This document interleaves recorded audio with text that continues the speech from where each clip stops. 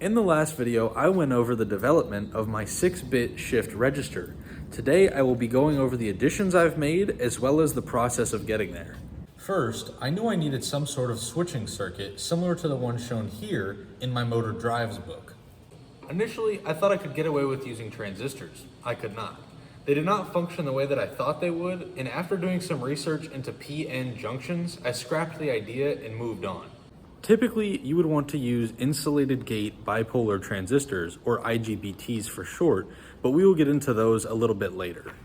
Based on my research, I have identified MOSFETs as a good way to accomplish what I initially tried to do with the transistors.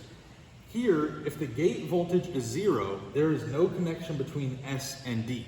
However, if we do apply a voltage to the gate, it allows a connection from the source to a drain and allows the current to flow. Now, this next board is very complicated, and I'm not going to go into too much detail here, but if you'd like to learn, feel free to pause the video. The main thing you need to understand is these numbers correspond with our 6-bit shift register. And so as it cycles through each of these being on, we get a different phase.